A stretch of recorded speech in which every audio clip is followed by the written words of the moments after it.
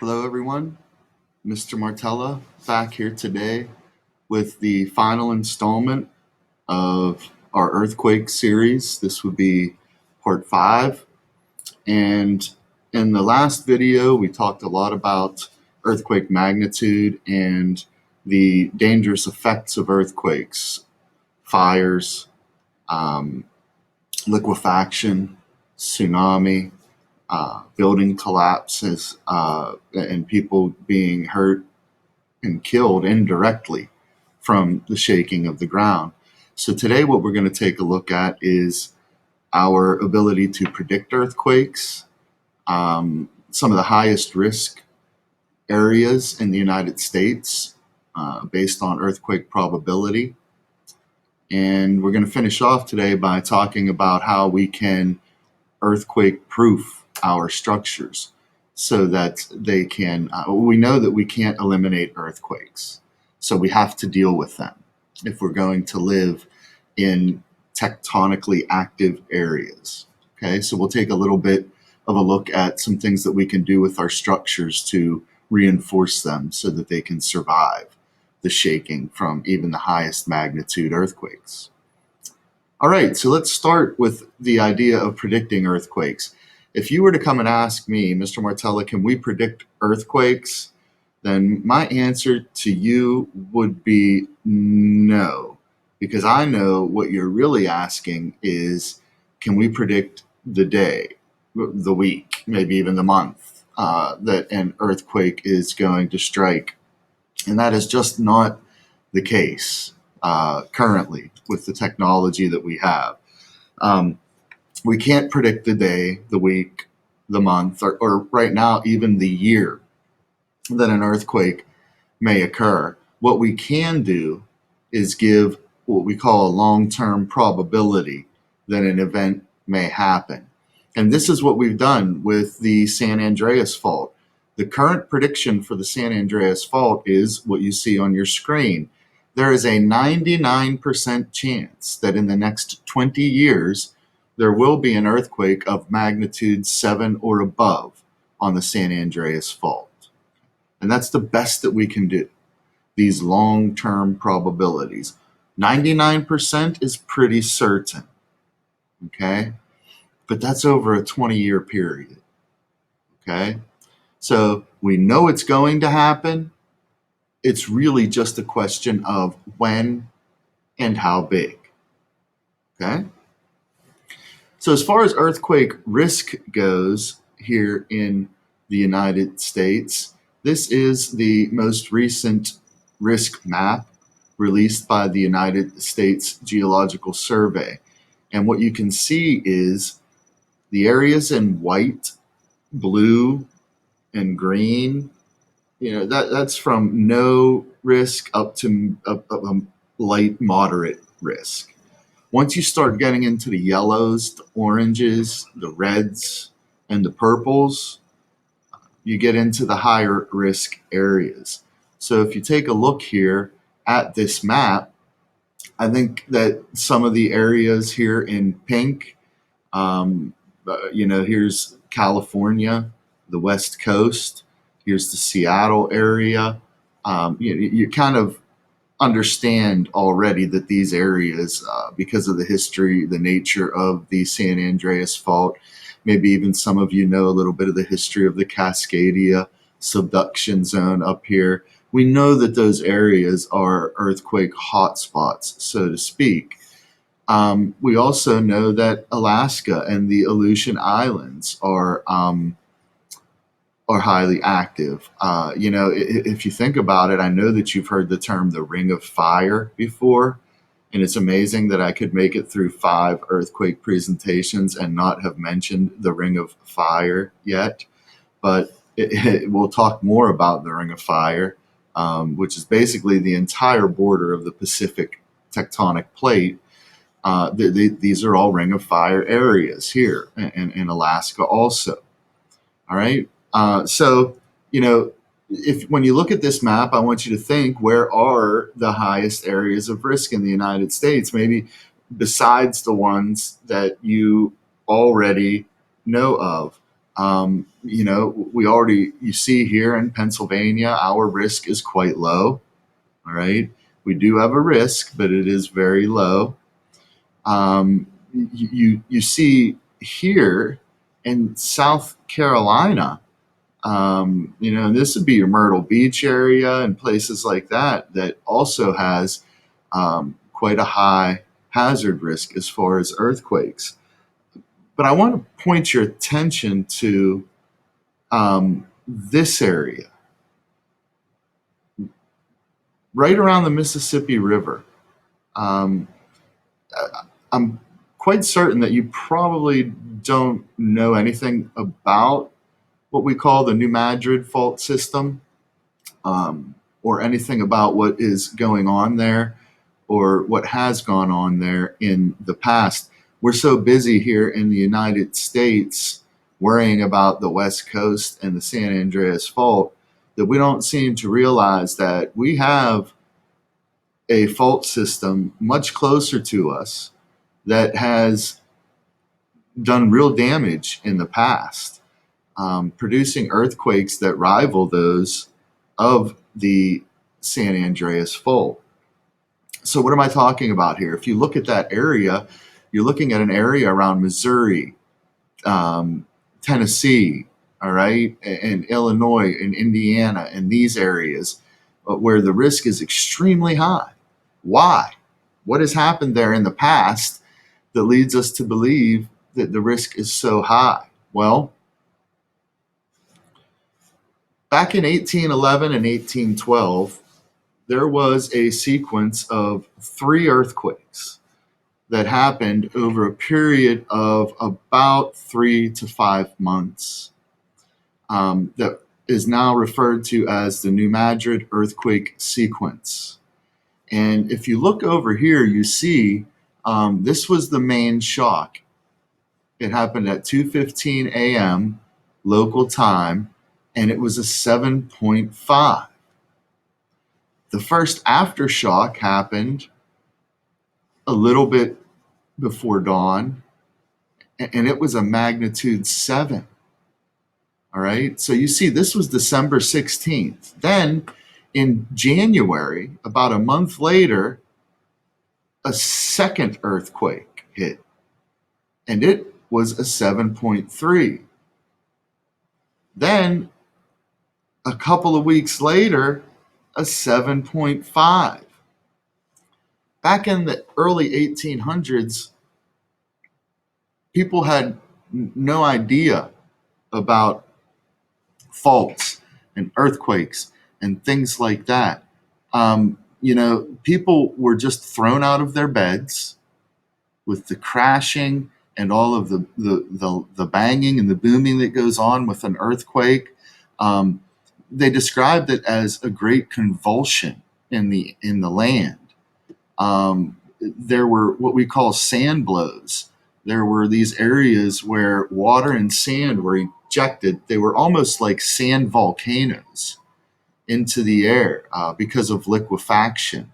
The Mississippi River ran backwards temporarily because of the shaking and the way that the ground had deformed and moved during this event. Ground warping, ejections of material, fissuring, cracking, severe landslides, streams changing courses, lakes draining away. All of these things happened over a period of several months. And we know that this happened before, so it can happen again. All right. So we need to be aware of the New Madrid fault zone. If you look over here in the image, shaking in our area during this event would have been moderate. Okay. So we have to be aware of all of the dangers that are out there, not just the San Andreas fault, but also the New Madrid fault system, which is much closer to us. Okay. So let's quickly talk about how we make our predictions, some of the tools that we use to measure ground movement that may indicate the buildup of stress and the potential for an earthquake. So 3 signs that your fault might go snap. Number 1 would be tilts or changes in the elevation of the ground. We can measure these with a device called a tilt meter. We're also going to be looking for slow movements or stretching of the rock. And slow movements can be measured with a device called a creep meter. We're going to watch for small cracks developing in the ground. And here is an image of a tilt meter. All right, so this will show if the ground is deforming in any way that is in the horizontal axis. This here is your creep meter, and it just consists of a measuring scale and a weight, and basically a wire that is going to stretch right across the fault. All right, and especially, these are going to be used more so in your strike slip faults where you have one block of rock sliding past the other, whereas the tilt meter, you would be using those more in subduction or divergent type areas. So with the creep meter here, as the wire stretches, you're going to be able to measure the amount of movement that you're seeing on either side of the fault. Okay? So those are just 2 pretty simple tools that we can use to see if the ground is moving. Because remember, these movements happen slowly. All right? They're almost imperceptible with the naked eye, and they happen over long periods of time. Next, there's another indicator that an earthquake may be happening, and it's something called seismic gap. All right, what seismic gap is there may be a section of a fault with very few earthquakes compared to other sections of the fault on either side of the gap. All right, and it can indicate a location where the fault might be stuck, and that could give us the possible site of a future earthquake. Take a look here. And this is an actual cross-section of seismicity along the San Andreas Fault. So let me get this circle back off here. So if you're going to look, before the Loma Prieta earthquake in 1989, you can see here the seismicity, all right? All of the earthquakes that are occurring here before and after the gap. All right, so the fact that we have all these earthquakes over here and these huge clusters over here and not so many right here indicate that something is stuck. Now, if you look at the Loma Prieta Gap after the earthquake, you see how that area, the stress that have built, it's sort of caught up. It caught up through this series of shocks. All right, that ended up as an earthquake and aftershocks. So seismic gap, if you see a section of your fault, if you're not recording as many earthquakes on it as you are on other parts, that might indicate that an earthquake is going to strike soon. And these are the areas that you would focus on when you're looking at seismic gap. Finally, well, I think we have one more thing to talk about after this. I'm getting ahead of myself. Earthquake safety tips. All right, people on the West Coast, students in school, they would be practicing this quite often. Drop, cover, and hold are your general. That's your quick reference guide for how to stay safe during an earthquake. So before the quake, you want to be prepared, right? So you're going to do things like fasten heavy objects to the floor or the wall, put latches on your cabinets so those doors don't swing open and dishes don't fall out during an earthquake. Excuse me. You're going to identify safe spots in each room, all right? and keep an emergency supply of bottled water on hand. All right. Once again, remember, with the shaking of the ground, it is not uncommon for water lines to break and for water delivery to be disrupted. So you want to make sure that you have plenty of bottled water around. Now, during and after the earthquake, if you're inside, this is important, stay inside. All right. If you're outside, you want to move away from buildings, poles, trees, anything, power lines, anything that could fall on you. All right. The best place to be during a big earthquake is, in a large open field where nothing is going to fall and crush you. You also want to, just like you probably did in elementary school, maybe you made a plan with your family. How are we going to get out of the house if it ever catches fire or something like that? You want to make a family plan, especially if you live in an earthquake prone area, for contacting a person who lives in another town. Create a phone chain so that you can let people know, your loved ones, that you're okay.